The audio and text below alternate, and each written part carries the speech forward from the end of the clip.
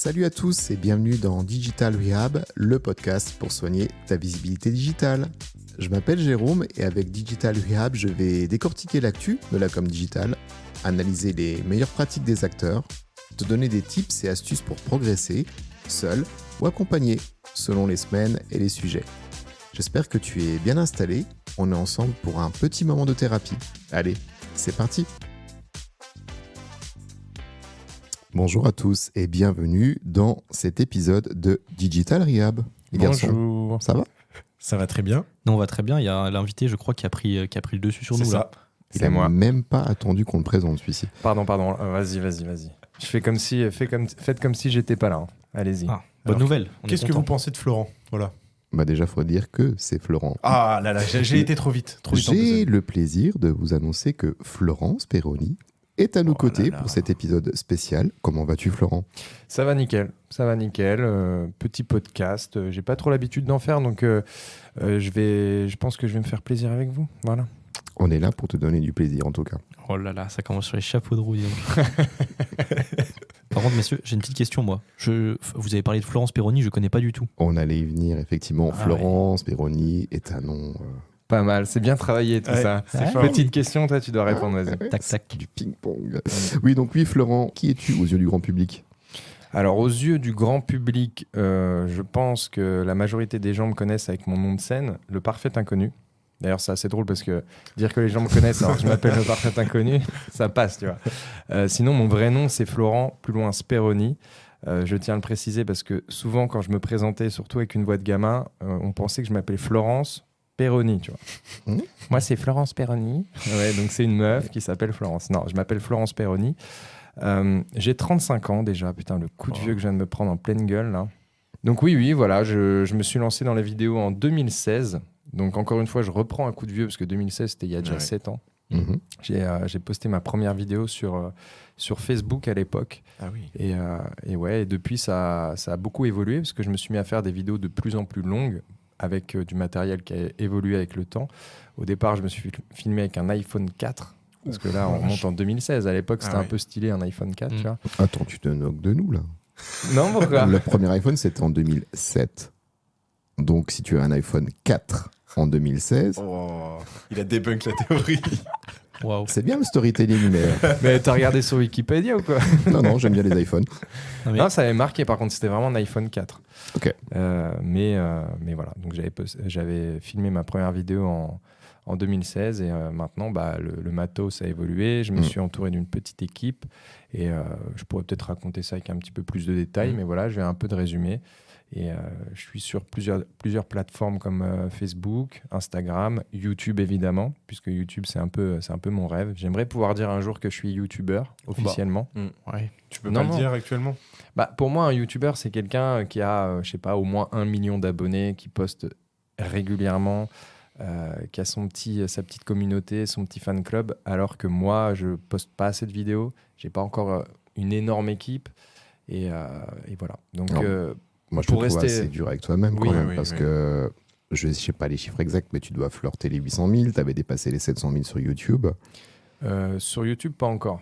Je suis à 682 000 Ok, au donc moment où je 700. parle. Voilà. Mais Mais est-ce que tu penses qu'une personne avec 700 000 followers, Ouais. avec des parutions qui sont peut-être à ton niveau ou à ton niveau d'exigence, je dirais, épisodique, ne peut pas se considérer comme tel?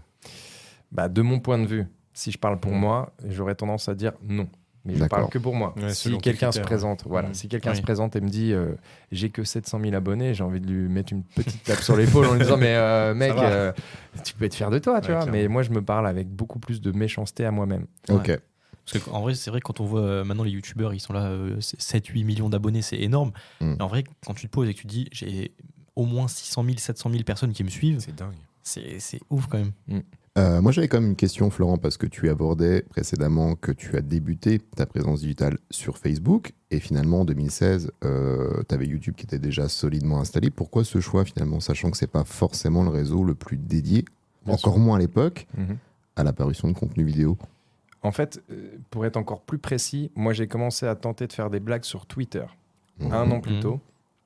Donc sur Twitter, je balançais des vannes qui étaient obligatoirement courtes, puisqu'on avait le droit à l'époque qu'à 140 caractères. je me suis mis à faire des vannes quasiment tous les jours. Et j'avais une technique, c'est que à la fin de la journée, je supprimais le tweet s'il n'avait pas cartonné. Oh. Très mauvaise technique. Moi, j'aimais bien pour une seule raison, c'est que je laissais le spectateur, le lecteur en l'occurrence, choisir ma place. Moi, je tente des vannes, comme un mec qui est sur scène, qui a noté la vanne la journée, qui la tente le soir. Si elle ne marche pas, il la raye. D'accord. Je faisais exactement ça avec Twitter. Comme ça, quelqu'un qui arrivait sur mon compte Twitter, il se disait, putain, le mec, il arrive à faire que des vannes qui ont marché. Mais t'étais uniquement textuel ou tu mettais du contenu photo, vidéo en complément? Alors, je commentais des photos aussi. D'accord. Alors, je commentais des photos et c'est marrant parce que même en 2023, des fois, je retrouve des tweets que j'ai balancés en 2015. Quoi. Ok. Ils sont pas du tout mentionnés, évidemment, mais je retrouve certains de mes tweets. Putain, en 2023, ils sont encore là, repris, republiés comme si ils étaient tout neufs. Et ça me fait plaisir au fond de moi. À l'époque, je rageais de ouf. Bah non, parce que tu te mets à... Je sais pas, t'as 1000 abonnés sur Twitter, tu balances une vanne et elle apparaît le lendemain sur Facebook, pas mentionnée. Ouais. Et elle va ouais, faire non, 50 000 likes. Toi, elle a fait 100 retweets. 50 000 likes sans te mentionner. Moi, j'avais la rage de ouf. Et, En et même donc- temps, 2016, Twitter, voilà. J'adore ce réseau. J'y ai passé énormément de temps. C'était mon réseau de cœur, mais t'avais pas la même portée sur Twitter que sur Facebook, finalement. Non, j'ai vraiment commencé par Twitter. À l'époque, je faisais pas encore. En 2015, je faisais pas du tout de vidéo. Et il m'arrivait un truc dans la vie qui m'a mis une grande gifle. Dans le bon sens comme dans le mauvais sens. J'ai appris en 2016 que j'avais une tumeur cérébrale. Voilà. J'ai mis aucun préliminaire pour cette annonce. Donc, je me suis fait opérer 2 fois en 2016. C'était vraiment une sorte de guerre parce que je me suis fait opérer une première fois le jour de la Saint-Florent. D'ailleurs. Ok. C'est beau. Ouais.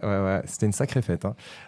Donc j'étais réveillé, il m'a enlevé une partie du cerveau et donc je devais répondre à une orthophoniste qui était en face de moi avec un ordinateur pour s'assurer que les parties du cerveau qu'il était en train d'enlever, elles me servaient réellement plus. Donc sur le papier, ça s'est bien passé, mais 3 semaines plus tard, on m'a découvert une infection nosocomiale de la boîte crânienne. On appelle ça nosocomiale parce que ça arrivait quand j'étais à l'hôpital. J'ai eu une infection de la boîte crânienne et là, ils m'ont réopéré en urgence sans réellement savoir ce que j'avais. Ce coup-ci, je n'ai pas du tout réveillé et je suis resté 3 mois de plus, 1 mois à l'hôpital et 2 mois chez moi, avec une infirmière qui venait pour affronter cette infection.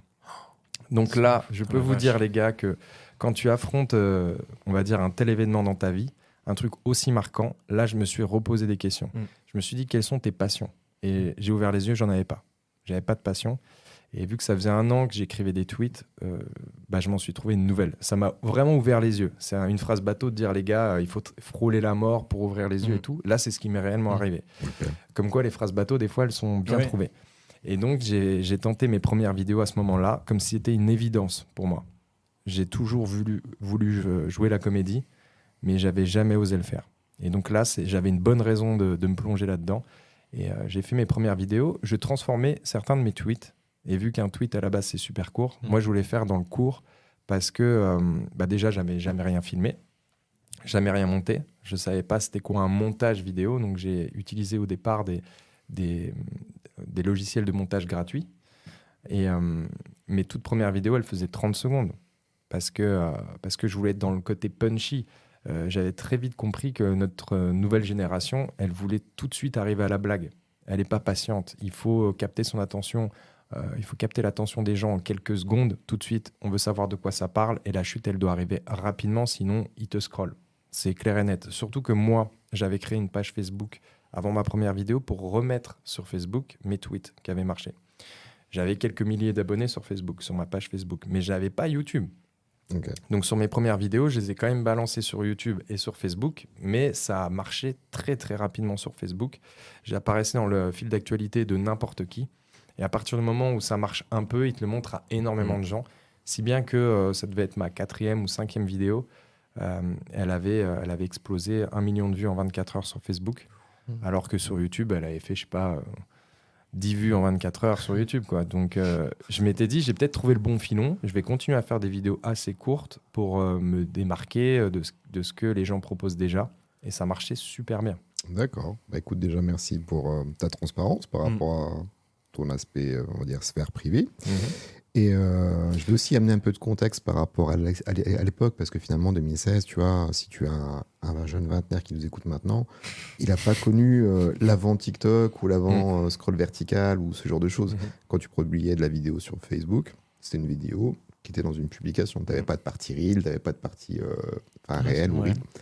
Et, Non, ça n'existait pas encore à l'époque, mais quand je dis scroller, c'était quand même le cas. C'est-à-dire que tu as un fil d'actualité, tu allais de haut en bas. oui, Euh, tu pouvais passer au poste tu suivant. passais vraiment de tout à rien, une image, une photo de ta grand-mère, une vidéo de ton cousin, un petit post qui avait rien à voir, une pub, voilà, et tu pouvais tomber sans même me connaître sur ma vidéo. Mhm. C'était évidemment filmé en paysage à l'époque.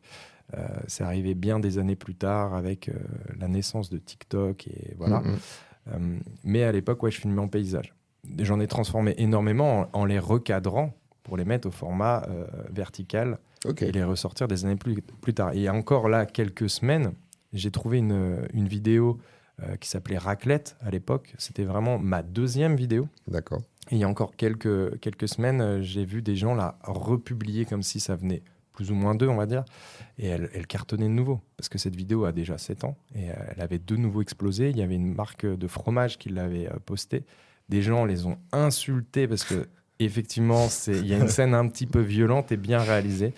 Et encore maintenant, je tiens à m'excuser si des gens l'ont vu et qu'ils l'aient mal interprété, mais grosso modo, je propose une raclette à une copine à moi. Elle me dit non, il fait trop chaud, donc je l'assomme et je l'emmène en Norvège pour lui reproposer dans la neige raclette. Et là, on peut pas me dire non parce qu'on est en pleine neige.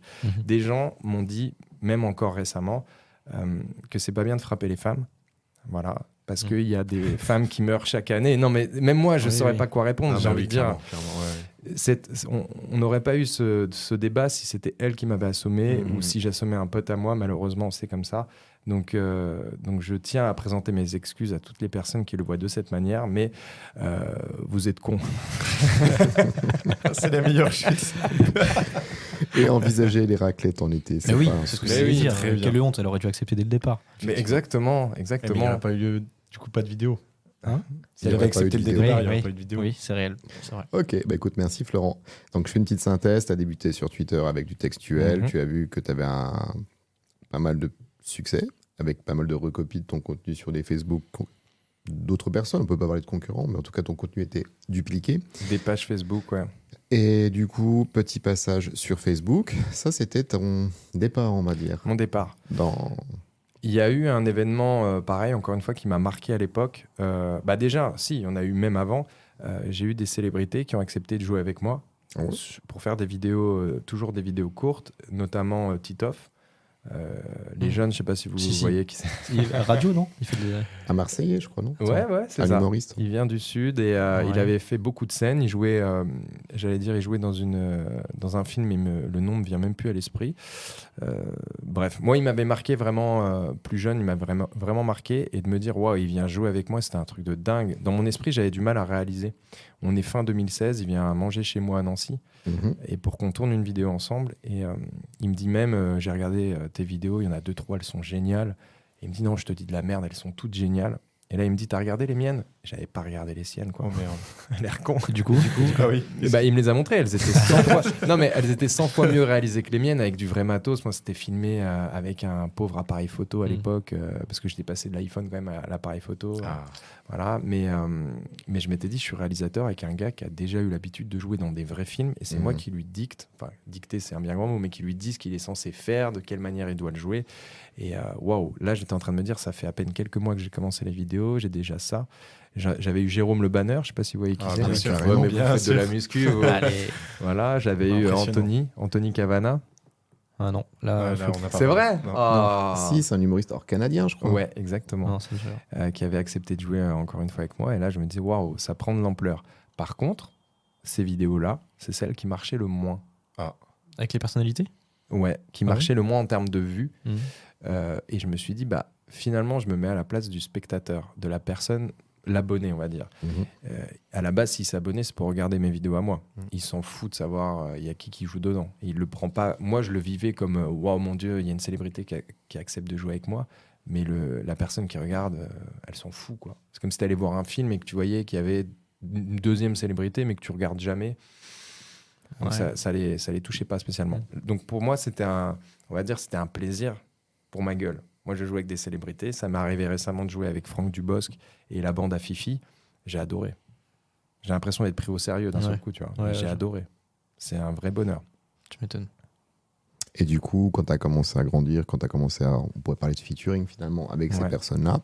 Est-ce que tu t'es dit, je change de strat, je me mets sur plus de réseaux, je revois ma manière de communiquer? Comment t'appréhendais tout ça? Et ben, il y a un YouTuber qui s'appelle Pierre Cross. Je sais pas si Ouais. vous- Là, je connais. Ouais. Il m'a écrit pour me donner des conseils. J'étais allé boire un verre avec lui à Paris. Mhm. Donc quand il a su que j'avais fait un aller-retour Nancy-Paris juste pour le voir, et il m'avait dit mais pourquoi t'aurais dû me dire Mais moi je voyais une opportunité de dingue de rencontrer un vrai YouTuber. Je crois qu'il a 4 millions d'abonnés. Ouais. Il est d'ici en plus, Oui, Meurthe-et-Moselle. c'est pour ça aussi. Il a dû se dire vas-y je vais aider la région. Mais à l'époque je vais à Paris pour le rencontrer. C'est lui qui m'écrit, je vais le voir. Et il me dit tu fais des vidéos trop courtes sur YouTube. Alors sur Facebook les gens, voilà, une vidéo de 40 secondes, 1 minute grand max, ils adorent. Mhm. Au-delà, ils trouvent ça un peu long. Surtout si tu apparais dans leur fil d'actu sans qu'ils t'aient appelé, quoi. Alors que sur YouTube, tu regardes une vidéo, elle dure que 30 secondes, tu te dis, c'est foutu de ma gueule, j'ai eu autant de temps de publicité que, que la durée de la vidéo. Donc lui, il m'a dit, fais des vidéos un peu plus longues. Est-ce que la logique est différente finalement? Quand tu te Totalement. rends sur YouTube, c'est vraiment pour consommer du contenu. Là où quand tu déroules ton feed, Facebook ou Insta, finalement, bah, c'est pour passer du temps, on va dire ça comme ça. C'est ça. Et ça, du coup, c'était en quelle année? Si je dis pas trop de conneries, c'était soit fin 2017, Ok. Ah ouais. peut-être 2017 ou début 2018. J'ai un doute. J'ai pas la date exacte, mais c'était par là. Et donc je vais le voir, il me conseille ça. Et moi, je saute sur l'occasion pour lui proposer de jouer dans une prochaine vidéo. Donc j'en ai écrit une qui était un peu plus longue que d'habitude, où je vais voir un pote qui me donne des conseils. C'était lui, du coup, c'était à lui que j'ai demandé d'interpréter ce rôle. Et donc, il jouait le rôle d'un pote à qui je demande des conseils de séduction. Et à chaque fois, c'était un mini-sketch. J'interprète très mal les conseils qu'il me donne, soit entreprenants, soit sincères. Je dis à la meuf qu'elle est dégueulasse, mais quand j'aurais picolé, tu vois. Et avec une chute en plus à la fin où il m'annonce, mais reste naturel avec les meufs, quoi. Et donc, je lui ai proposé ça. C'était la vidéo la plus longue que j'avais réalisée jusqu'à présent. Et elle avait... Bon, sur le moment, elle n'avait pas cartonné, tu vois, mais encore une fois, lui, il m'avait donné un excellent conseil de faire des vidéos plus longues pour m'orienter vers YouTube. Et avec le temps, je faisais des vidéos de plus en plus longues, jusqu'à 5-10 minutes. Là, récemment, j'en ai posté une qui faisait 23 minutes. On se rapproche après vraiment d'un format court-métrage, avec un contexte au début, plein de rebondissements, une fin qui surprend. Ça, c'est vraiment le format que j'aime bien. Mais petit à petit, j'en ai fait des plus longues. Et là, YouTube... je me suis plus orienté vers YouTube. J'ai un peu abandonné Facebook parce que ça marche plus du tout sur Facebook. Tu proposes des contenus aussi longs. Les gens, ils ont autre chose à foutre. Ils vont regarder pendant qu'ils font la queue au supermarché. Ils veulent voir, allez, 30 secondes, 1 minute, parce qu'ils sont en train de s'occuper. Si tu leur proposes un truc de 15 minutes, je les vois pas dire à la caissière 2 secondes, je finis ma vidéo, ok. Donc voilà. Donc j'ai un peu abandonné Facebook, mais tant mieux, tant pis. Je sais pas comment on peut l'interpréter, mais Facebook, je m'éclate. Non, pardon. Tu vois, le lapsus. Ouais, le lapsus. Mais YouTube, je m'éclate vraiment. Je m'éclate énormément. Et puis il y a plusieurs aspects. Tes visions sur les projets que tu vas délivrer évoluent. Et accessoirement, la plateforme pour les mettre en avant est finalement pas forcément l'historique la meilleure. Sans parler de la monétisation. Oui. Parce que tu te rémunères pas avec Facebook. Si, il y a eu à partir de 2019, tu pouvais mettre de la pub dans tes vidéos. Mais ça n'a pas duré vraiment longtemps.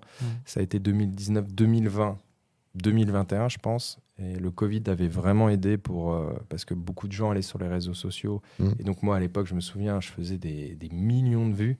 J'avais jamais fait autant de vues. J'avais pris 500 000 abonnés sur Facebook en quelques mois. Oui. Ouais, j'étais passé de 700 000 à 1,2 million. D'ailleurs, je suis toujours à 1,2 million. Hein, ça s'est quand même vachement calmé, tu vois. Mais à l'époque, ouais, il y avait énormément de vues pendant les confinements.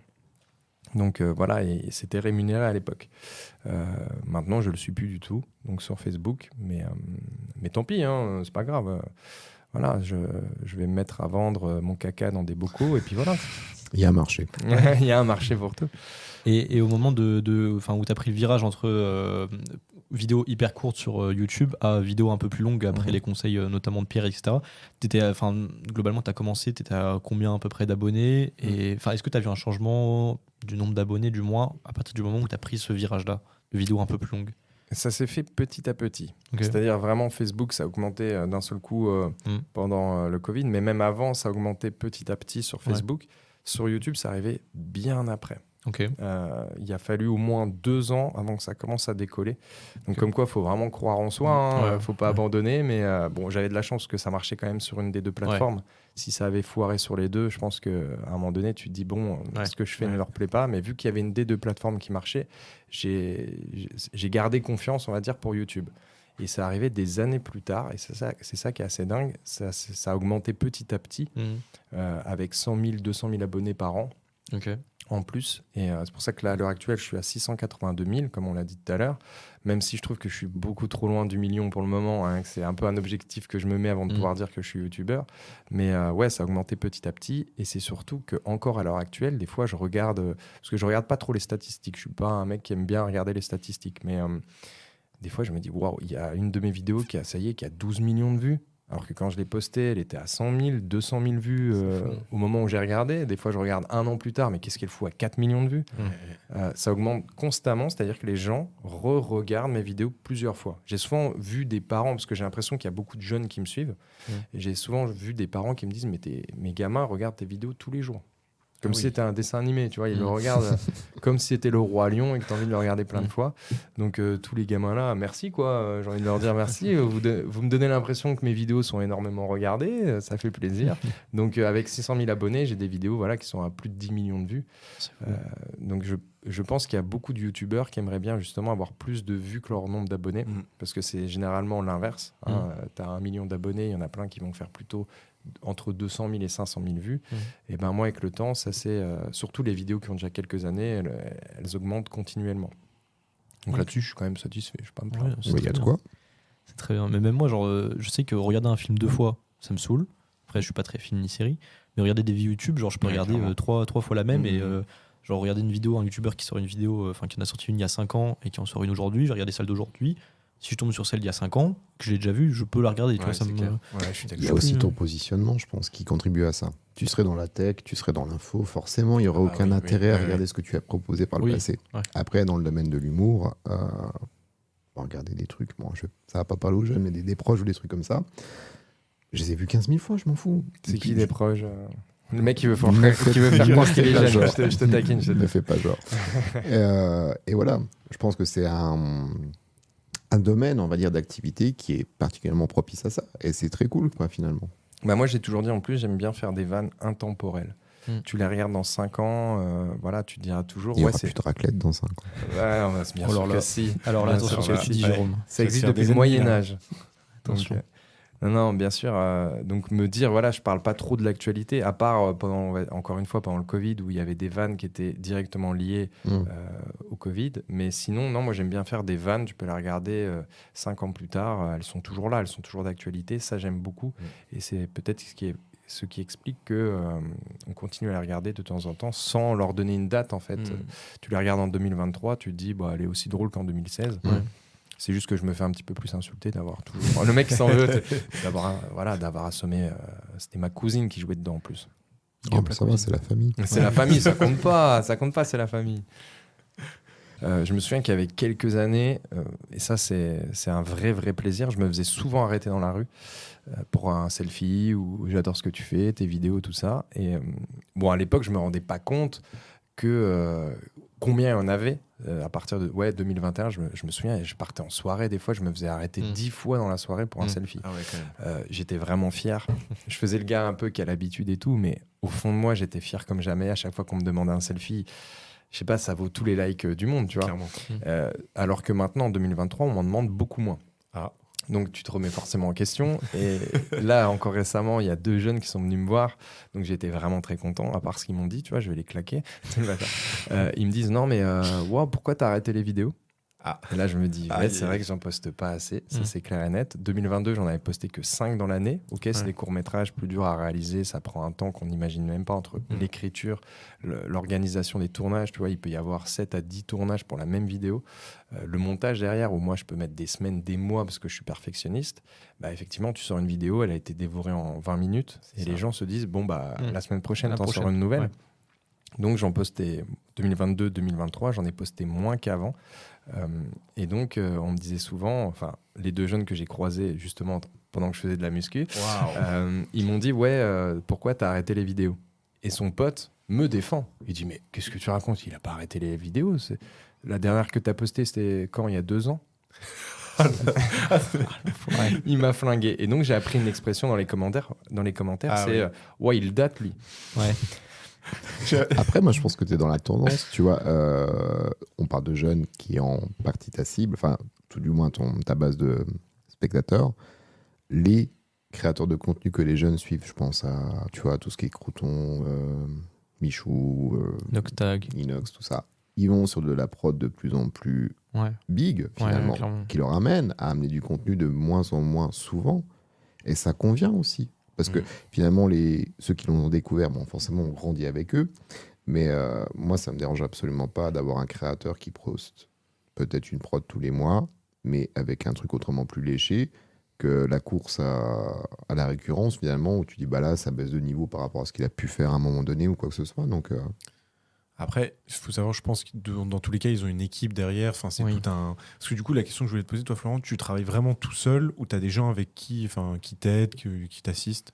Bah, y a notamment une personne qui m'aide depuis le début, et ça, c'est assez dingue. Je l'avais rencontré grâce à Twitter. Donc là, on remonte vraiment en 2015. Il y avait un tweetos, comme on appelle, parce que, attends, je connaissais l'expression. Tu connais. Hein. Ah, t'as vu bon, après, je fais la petite aparté. On est quand même dans un podcast qui, autour de l'écosystème, market digital, on se doit de parler de X et non plus de Twitter. Oh, pardon. Bah, ils peuvent bien aller se faire foutre pour qu'on dise ça. Moi, à l'époque, c'était Twitter, ok. Elon, il va pas aimer. Et Elon nous écoute. Ok, bon, bah, X, alors, voilà. Non, quand j'étais sur X, il y avait un tweetos, un Xos, du coup, qui s'appelait La Mort la Vraie. Et donc, il faisait que des tweets autour de l'humour noir. Il avait plus de 100 000 abonnés. Moi, je démarre là-dessus et je vois qu'il se met à me suivre. Donc moi, j'ai 1000 abonnés, il se met à me suivre, il retweet un de mes tweets, je lui écris en privé, il me répond. Vraiment super sympa, mais il n'avait pas sa photo, c'était pas sa tête, tu vois. Et à un apéro Twitter à Paris, je fais l'aller-retour juste pour rencontrer des tweetos, et il était là. Et je le vois, un mec hyper sympa, le grand sourire, un peu timide. Et je vais le voir, il avait vraiment l'étiquette avec marqué La Mort la Vraie. Je lui dis, tu te fous de ma gueule, c'est impossible que ce soit toi. Je lui dis, bah prouve-moi que c'est toi. Il prend son téléphone, il m'envoie un petit message privé, je lis, PD. Putain, oui, c'est lui, quoi. Et donc, à l'époque, on a vraiment sympathisé. Et la vidéo raclette, donc celle dont je vous ai parlé, là, qui avait vraiment cartonné avec un humour un peu dingue, un peu noir, c'est un de ses tweets. Il me l'a envoyé, il m'a dit transforme ça en vidéo. D'accord. Et plus tard, bah, il a continué à m'envoyer des idées. Petit à petit, même quand je me suis mis à faire des vidéos un peu plus longues, j'écrivais le scénario, je lui envoyais pour une relecture. Il me donnait son avis. Ce passage-là est un peu trop long. La chute, il faudrait peut-être qu'elle soit comme ça. Et là, on en est même arrivé à un point où maintenant, on écrit à 2. Sur des courts-métrages encore plus longs, on se fait, parce qu'il habite Paris, je fais des visio-calls régulièrement. Des fois, je vais le voir à Paris. Et on écrit vraiment à 2. Moi, je propose plein de vannes. Je suis un peu le mec un peu timbré qui est capable de trouver 100 vannes sur un seul sujet, mais je vais t'en balancer 90% de vannes qui sont pas ouf. Et si on rigole tous les deux, on la garde. Donc, il m'aide vraiment depuis le début. Et il s'appelle en réalité Xavier Le Gall. Voilà. Donc, au départ, j'écrivais dans le générique de fin, j'écrivais La Mort la Vraie. Mais lui aussi a un peu quitté X. En plus, lui, ce qui est génial, c'est qu'il a 2 filles qui ont 11 et 9 ans. Et aucun rapport. Pour je vais expliquer pourquoi. Parce que dans mes vidéos, j'ai souvent, vu que je suis suivi par beaucoup d'enfants, j'ai notamment 2 enfants qui jouent régulièrement dans mes vidéos, comme Arthur et Juju dans les vidéos. Donc Juju a 12 ans. Et quand j'écris un scénario, moi, des fois, je me rends pas bien compte si c'est une vanne qui est abusée ou si elle passe bien. Parce que j'ai pas d'enfant. Oui, j'ai pas d'enfant. Et du coup, c'est lui qui va me dire, je lui pose toujours la même question, c'est est-ce que toi, tu serais capable de montrer cette vidéo à tes enfants? S'il me répond non, on l'enlève. Bah ouais, on retire la vanne. Parce que je sais qu'il y a beaucoup d'enfants qui me regardent. Et d'ailleurs, c'était pas du tout ma cible à la base. Je faisais vraiment des vannes abusées, du style, parmi les premières, c'était Papa, c'est quoi le 69? Oui. Et je lui répondais en lui montrant un film de boule alors qu'il me parlait du département, tu vois.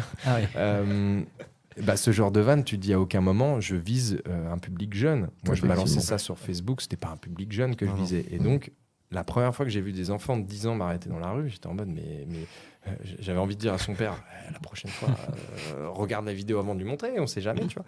Et donc, c'était pas du tout ma cible. Mais j'ai changé un peu ma façon d'écrire quand même. Maintenant que je sais qu'il y a beaucoup d'enfants qui me suivent, je fais gaffe, je fais plus des vannes aussi abusées, quoi. Un petit facial, tout ça, j'ai arrêté. Ah ouais, pas mal. C'est intéressant. 2023. Du coup, tu coches l'option cette vidéo est conçue pour les enfants. Non, D'accord. non, mais cette vidéo n'est pas conçue pour les enfants, mais YouTube l'analyse pour toi. Ok. Donc, vu que je bafouille quand je dis des insultes, ils se disent ça passe. Ça passe. Petit fils de... Petite question, département 69. Ah oui. Hmm. Attention, ici, on est très à cheval sur les départements. C'est le Rhône. Avec quel chef-lieu? Le... Il a dit Paris, ça a bugué, mais il a dit Paris. Tu t'es complètement trompé, ça n'a rien à voir. Écoute, moi, les 69, ça fait longtemps que j'en ai pas fait.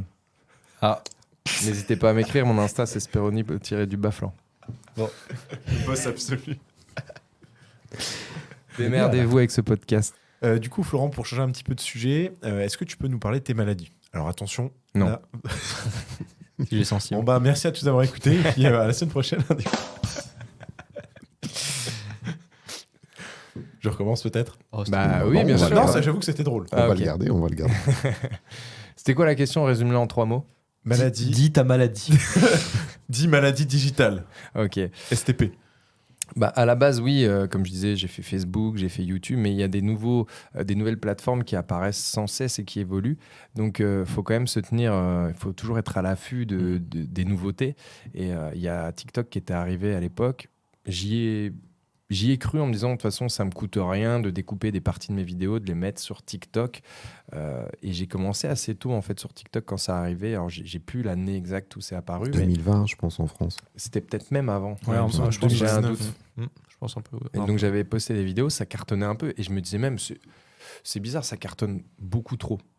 Quand tu vois le nombre, non mais quand tu vois le nombre de likes qu'il peut y Ouais, avoir oui, c'est sur vrai. Facebook, puis sur Insta, YouTube, TikTok, c'était 10 à 20% de likes. Donc je me disais, mais qu'est-ce qui se passe? Pourquoi d'un seul coup tout le monde like? Moi j'ai toujours remis en cause le nombre de likes, tu vois, ou même le nombre de vues, j'en sais rien. Mais c'est vrai que TikTok, je me suis lancé là-dedans et j'ai pris beaucoup d'abonnés rapidement. Mhm. Donc là, je suis à un peu plus d'1 million aussi sur TikTok. Et à un moment donné, je me suis dit, je vais essayer de créer du contenu spécial TikTok. Et on en revient en fait à ce que je faisais des années plus tôt sur Facebook, c'est-à-dire à faire des vidéos super courtes. J'ai même eu une période où, parce que moi j'aime bien les défis dans la vie, j'ai même eu une période où je voulais faire une vidéo de TikTok par jour, si possible originale. Moi, j'aime pas le plagiat, c'est un bien grand mot à l'heure actuelle, hein, mais tout le monde se copie sur TikTok.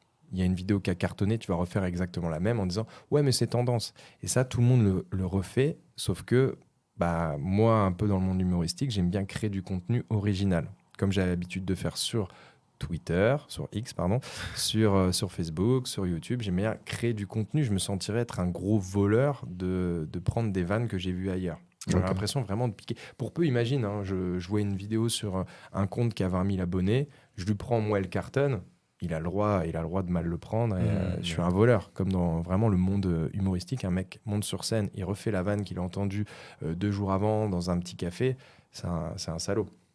Donc moi, je me permets pas de le faire. Par contre, je retrouve énormément mes vannes sur TikTok. Je le prends quand même comme en me disant, j'arrive à influencer des gens, tant mieux. Je le dis un peu dans mon coin, le petit bâtard là, qui m'a... voilà. Mais ouais, et sur TikTok, par contre, c'est vrai que tout peut grimper d'un seul coup. Alors, si tu l'as testé, je me permets de te couper. En fait, il faut que tu gardes en tête, je pense que tu le sais déjà, mais en tout cas, ça permettra aux auditeurs de le savoir, que lors du lancement du réseau sur notre territoire, l'algo était vraiment à pousser fois 10 000 par rapport aux autres réseaux sociaux, si tu veux. Et puis en termes de métriques, en termes de chiffres, c'est vrai qu'un nombre de vues sur TikTok par rapport à un nombre de vues sur Facebook, ça n'a rien à voir. Parce que TikTok, à ses débuts, faisait en sorte que un simple dixième de seconde soit considéré comme une impression, finalement. Donc tu en arrives à avoir des chiffres de vues complètement délirants et complètement décorrélés de ce que tu fais sur les autres plateformes. Et tu peux dire, waouh, c'est l'avenir finalement. J'ai tellement plus de facilité à faire de la vue, à faire du like, que je vais me lancer à fond là-dedans. C'est la petite aparté. En fait, ils avaient bien embelli la mariée, entre guillemets, pour que les nouveaux créateurs ou les créateurs existants switchent sur la plateforme. Moi, je trouve qu'en plus, TikTok, c'est vraiment... ce que j'avais dit tout à l'heure en me disant la génération actuelle, elle adore zapper. Il faut capter son attention hyper vite. TikTok a compris ce procédé, puisque maintenant, c'est que ça. C'est-à-dire que tu regardes que des vidéos nouvelles, t'aimes pas, tu passes, t'as déjà oublié ce que tu viens de regarder d'ailleurs, mais on en est vraiment, c'est la plateforme parfaite pour convenir à ce besoin-là. Et ils ont tout compris. Ils ont vraiment anticipé l'avenir, et c'est pour ça que maintenant, quand tu regardes Facebook, Instagram, YouTube qui propose des YouTube Shorts, Instagram les réels et Facebook les réels, ils essayent de tous se copier. Toutes les plateformes essayent de se copier dans tous les domaines. Tu vois maintenant, même sur Instagram, il y a ce qu'on appelle un canal. Tu parles directement avec les gens. J'ai l'impression que c'est un peu Twitter. C'est-à-dire que tu t'adresses directement à eux, par écrit, tu peux faire des vocaux et tout, mais tu te rapproches d'eux et tout le monde se copie. Tout le monde se copie. Ça marche un peu quand même, mais comme tout ce qui est artistique, on va dire, tout le monde se copie un peu. Dans la musique, tu fais de la pop urbaine, tu essayes de voir ce que tes concurrents ont fait, tu vas refaire un truc qui est un peu similaire. Là, les 4 plateformes se ressemblent. Mais TikTok, au tout début, moi je me souviens, je me dis, au pire, je poste des trucs dessus, au pire, ça s'effondre. Tant pis, j'aurais rien perdu. Et c'est vraiment le jour où j'ai vu Will Smith dessus. Il avait un compte, il créait du contenu sur TikTok, que je me suis dit, ça prend réellement de l'ampleur. Parce que Will Smith, je l'adore, tu vois. Et rien à voir avec le fait qu'il ait tapé. Enfin, bref. Raclette. Raclette 2. Mais ouais, des gens comme lui, après, tu te mets à voir des politiciens dessus et tout. Tu te dis, ouais, tout le monde veut capturer cette plateforme. Donc voilà. Donc, moi, je conseillerais aux gens qui essayent d'arriver sur une de ces plateformes et de créer du contenu. C'est que mon avis, je ne suis pas forcément représentatif de tout ça, mais essayez d'être original. Votre personnalité à vous, créer du contenu qu'on n'a jamais vu. Vous pouvez vous inspirer, mais pas plagier. Et là, vous seriez quelqu'un d'autre, quelqu'un de nouveau, quelqu'un qu'on n'a jamais vu. C'est ça qui peut marcher aussi. Et surtout, si vos premières vidéos, elles ne fonctionnent pas, ce n'est pas grave. Avant de pouvoir faire des vues, avant qu'on vous remarque, il faut laisser la chance à un moment donné, mais comme dans, encore une fois, toutes les plateformes. Là, l'avantage qu'on a par rapport, si on revient 30 ans en arrière, où tu étais obligé de connaître quelqu'un, pour qu'il te présente, qu'il te fasse monter sur scène, tu veux être chanteur, il faut connaître quelqu'un qui connaît quelqu'un. Maintenant, grâce à Internet, tu peux être chez toi, dans ta chambre, tu t'enregistres, tu balances ça sur Internet, et n'importe qui peut percer sans avoir besoin de qui que ce soit. Tu as juste besoin d'un téléphone. Et faire gaffe un peu au son quand même, comme là je suis en train de faire avec ce putain de micro. C'est clair que ça a été un gros vecteur pour développer ce qu'on appellerait ta marque personnelle, puis même tes projets, quoi. D'ailleurs, j'en profite pour faire un petit thermomètre. Alors Florent, tu ne sais peut-être pas ce que c'est. En fait, c'est un peu dans le podcast habituellement, quand on présente une actu du digital. Là, tu parlais des shorts que en fait, YouTube, Instagram, Facebook ont un peu tous copié le format TikTok. Ce matin, en me réveillant, comme à mon habitude, mauvaise habitude peut-être, j'ouvre YouTube et je vois que ils ont visiblement fait une mise à jour. Il y a des shorts tout en haut. C'est-à-dire que quand tu ouvres YouTube, tu as 4 emplacements, donc 2 et 2, que des shorts. Et ensuite, tu as le feed avec les vidéos.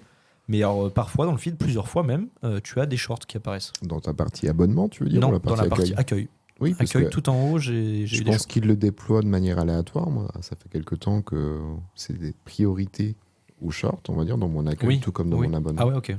Bon, c'est moi qui suis à la traîne alors. Non, c'est pas toi, c'est l'algo, c'est ton compte en fait. Tu vois. Mais ouais, j'ai une partie short sur laquelle je me rends de temps en temps. Mais là, vraiment, en ouvrant, genre page d'accueil, les 4 premiers contenus, c'était des shorts. Donc, ils mettent ça en avant de fou, quoi. Clairement, en plus, ça se déploie. Mais tu sais que sur certaines recherches spécifiques, par exemple, je sais pas, tu tapes vraiment quelques mots-clés, et tu vas voir que des shorts en premier et les vidéos ensuite. Parce que Google estime que voilà, c'est plus propice à mettre des shorts à cet endroit-là. Très bien. Et d'ailleurs, j'ai une seconde question. Tu parlais du plagiat. Et des gens qui reprennent tes blagues. Est-ce qu'ils reprennent tes blagues et ils les interprètent eux-mêmes, ou alors c'est vraiment comme on voit sur TikTok, par exemple, XX Darkside 54 qui reprend les contenus d'Inoxtag et qui les republie pour faire des vues, ou alors c'est quelqu'un qui réinterprète tes blagues, ou c'est vraiment du copier-coller, genre ils reprennent tes vidéos, ils les republient, quoi. Alors, il y a les deux.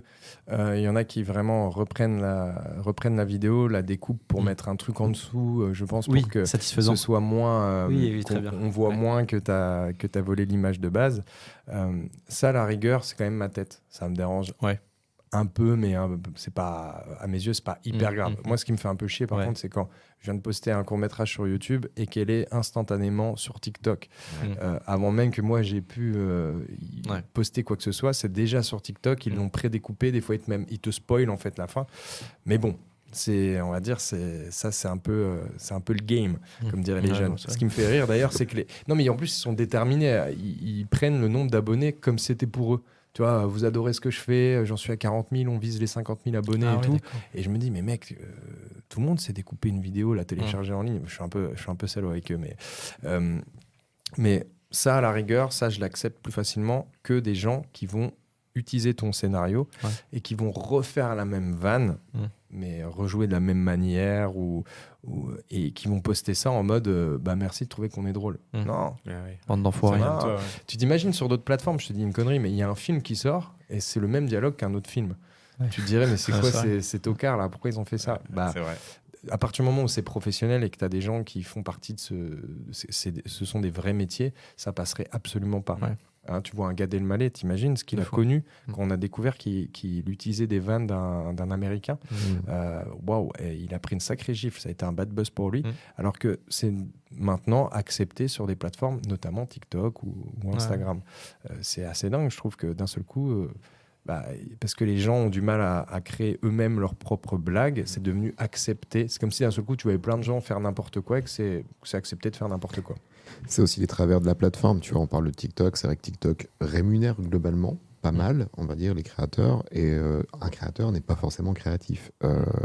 On parlait de la duplication d'un contenu, tu parlais également de ce qu'on voit en termes de fenêtres, tu vois, 50 le contenu original et 50 en dessous, soit un contenu satisfaisant, ou tu vois quelqu'un qui gratte de la terre, enfin bref, c'est des tendances. J'ai même vu, je crois, une teinturière ou une cuisinière qui prenait des discours de Oussama Hamar en voix off pendant qu'elle faisait à manger. Enfin, tu peux voir tout et n'importe quoi. Non, c'est dingue.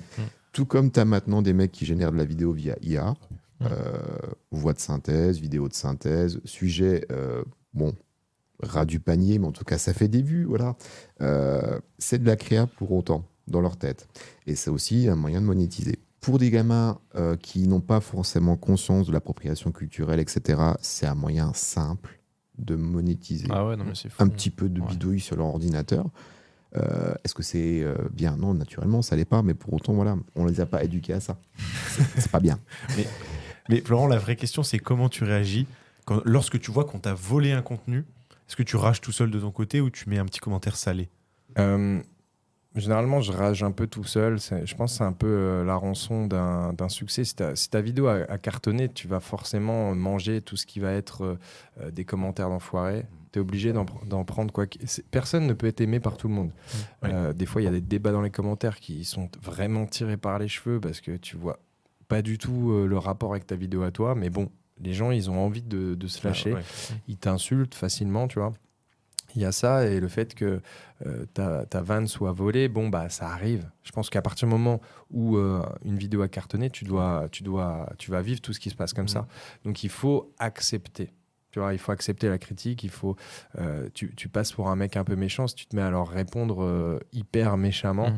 Donc moi, j'ai toujours essayé de répondre avec une touche d'humour. Je m'y suis abusé. En fait, au tout début, sur mes toutes premières vidéos, il y a 7 ans, je répondais, j'essayais d'être sympa et tout, mais waouh, ça fait mal de se prendre une première critique en pleine gueule.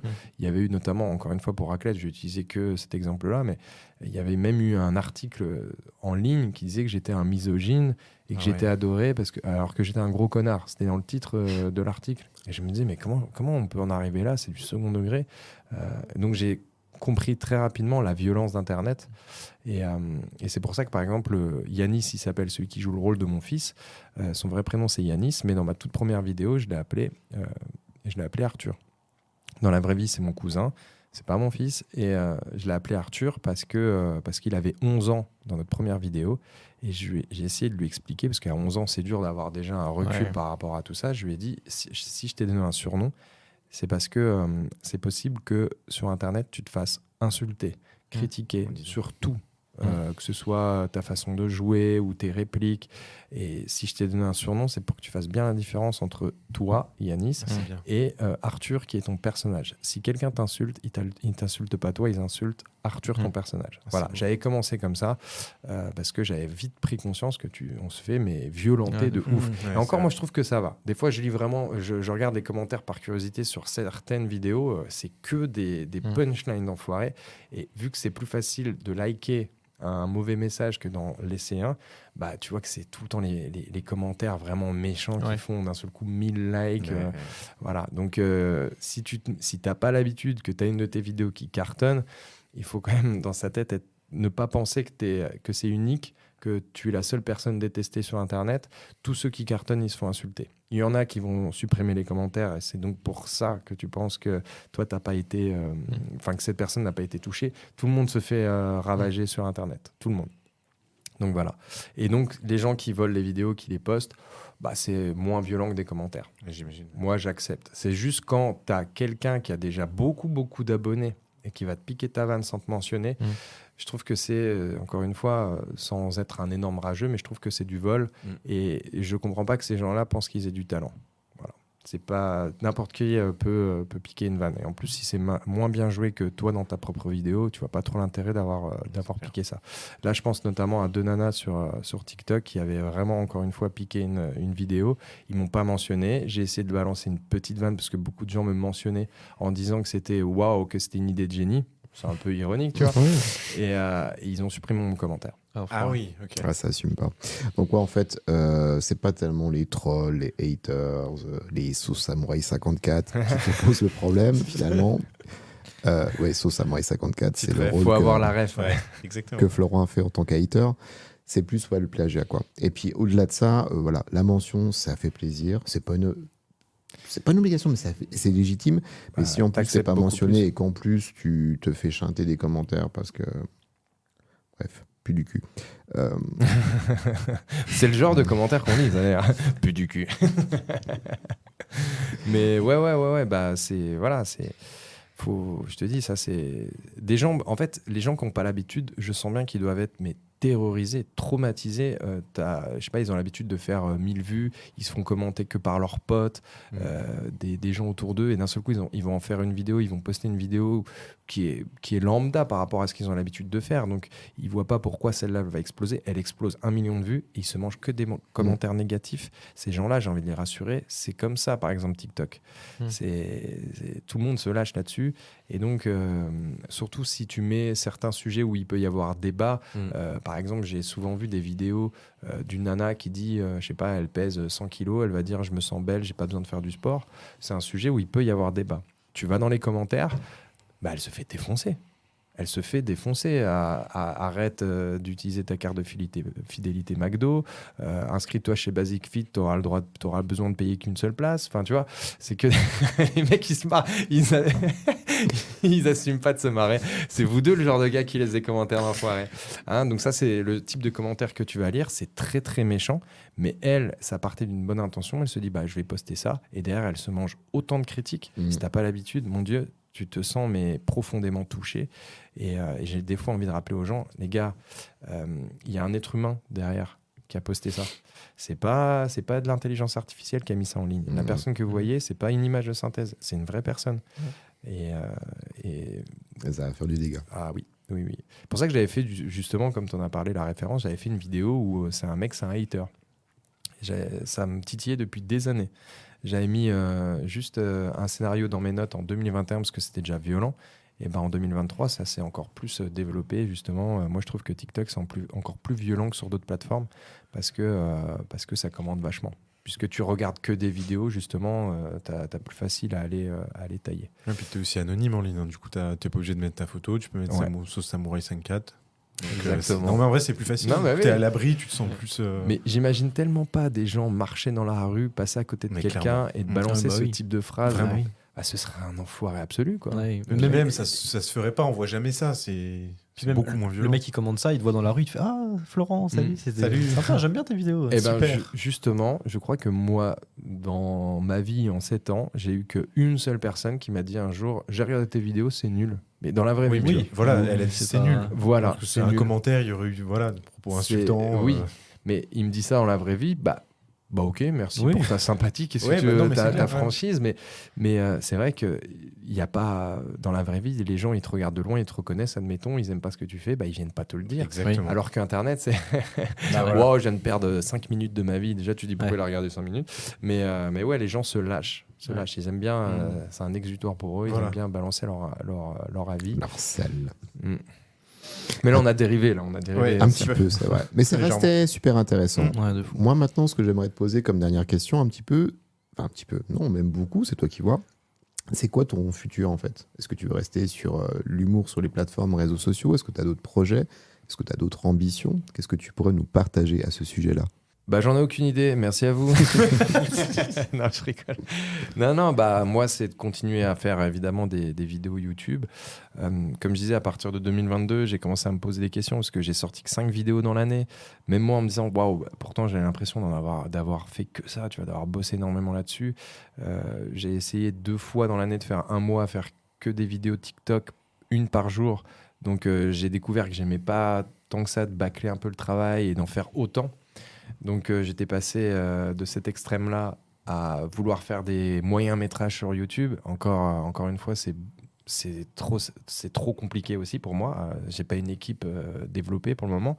Donc je me suis dit, il faut faire entre les deux. Donc l'avenir, ce serait de réussir à faire une vidéo, un court-métrage bien ficelé, bien construit par mois sur YouTube.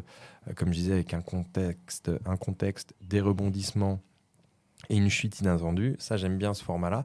Mais également proposer régulièrement une petite vidéo assez courte sur les 4 plateformes. Moi, j'appelle ça le grand chelem parce qu'il y a 4 plateformes. Il y a Instagram, Facebook, TikTok et YouTube Short. Tu les proposes sur ces 4 plateformes-là. Comme ça, tu es sûr qu'elle va bien être vue au moins une fois par tes abonnés. Mais une par semaine. Voilà, une vidéo courte par semaine. Que tu bosserais seul, du coup, hors équipe ou... Je le fais quand même avec des potes. D'accord. Je le fais quand même avec des potes. Il faut toujours quelqu'un pour t'aider, te filmer et tout. Et d'ailleurs, je les remercie tous. Ils se reconnaîtront, la team. Le mec, il invente un petit... Enfin bref. Et du coup, ouais, être là régulièrement, j'ai compris grâce aux gens qui me donnaient des commentaires il date ou les gamins dans la rue qui me disaient pourquoi t'as arrêté les vidéos, tout ça, ça m'a permis de faire, on va dire, une stratégie un peu plus développée sur apparaît souvent mais de manière courte et apparaît une fois par mois sur du YouTube parce que c'est ça qui me plaît vraiment aussi au fond de moi, c'est des courts-métrages de plus en plus longs. Pourquoi ? Parce que j'adore réaliser, j'adore écrire des scénarios, j'adore jouer la comédie. Et j'aime beaucoup aussi monter les vidéos, mais c'est peut-être un truc où moi, on peut un peu plus le faire à ma place, c'est le montage. Mais donc mon rêve au fond de moi, et il est là depuis le début, ce serait de jouer dans des films, d'être acteur. Que ce soit au cinéma ou même sur Netflix, j'adorerais ça. Le seul problème, c'est que jusqu'à présent, j'ai jamais réellement tenté ma chance, parce que il faudrait que j'aille faire des castings un peu n'importe où, parce que c'est pas parce que t'es sur YouTube, même si je sais pas, un gars qui a 5 millions d'abonnés sur YouTube, on le voit jamais au cinéma, quoi. C'est 2 mondes totalement séparés. Tout comme moi, j'arrive à voir que des gens qui sont sur YouTube, ils ont pas spécialement...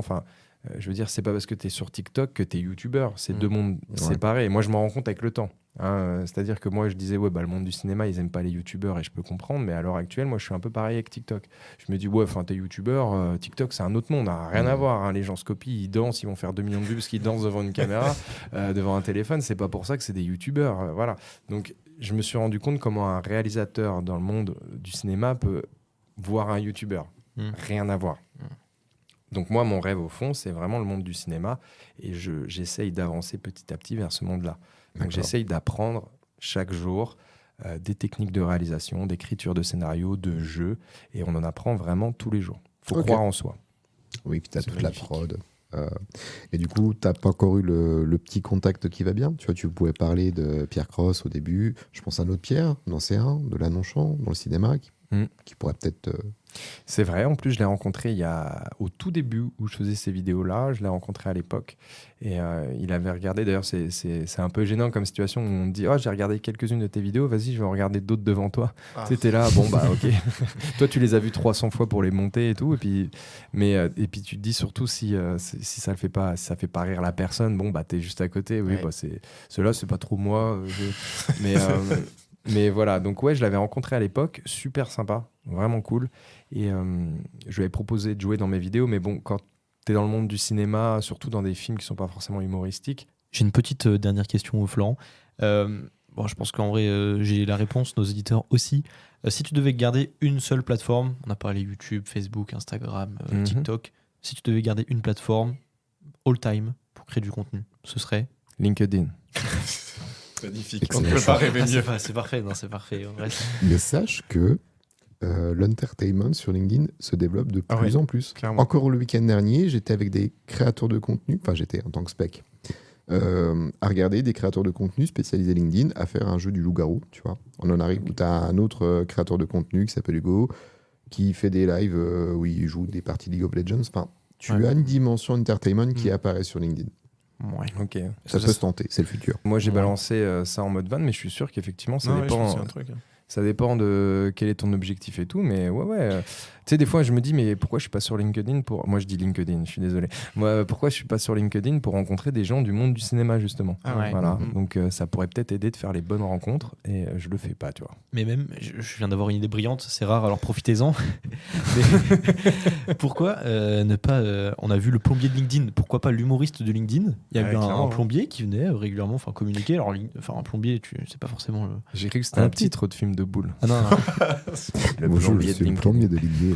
Non, mais je sais pas, un petit Florent sur LinkedIn, un parfait inconnu qui fait une blague par jour, faire rire les gens sur LinkedIn, why not? Je pense que Florent a suffisamment de notoriété pour passer ce step, tu vois. Il n'a pas besoin de naître. Il pourrait arriver en tant que Florence Perroni, proposer du contenu vertical, tout comme tu fais sur les autres plateformes, et tu pourrais amener tes aspirations en termes de rédaction, parce que ça reste aussi un réseau essentiellement textuel. Tu as ta plume, tu aimes écrire, tu aimes rédiger, tu pourrais rédiger des aspirations, tu vois. Tu pourrais... Enfin, moi, je pense que tu as un truc à jouer avec ce réseau. Ah ouais, de fou. Même textuel, tu vois, même sans parler de vidéo ou quoi. Alors, pas un par jour, comme tu as dit. Hein, non, mais une petite blague. Tu ouvres ton fil LinkedIn, tu as comment faire from 1 euro to 1 million. Ça, on s'en fout. Et puis, tu as une petite blague de Florent après, c'est marrant. Mais ça me fait penser à un truc. Justement, en 2021, j'ai quand même tenté un défi trombone. Ça me fait vraiment penser à ça. À l'époque, ouais, tu vas voir, c'est un truc de dingue. À l'époque, bon, je m'ennuyais un peu à côté de mes vidéos, tu vois. On était chez nous et tout.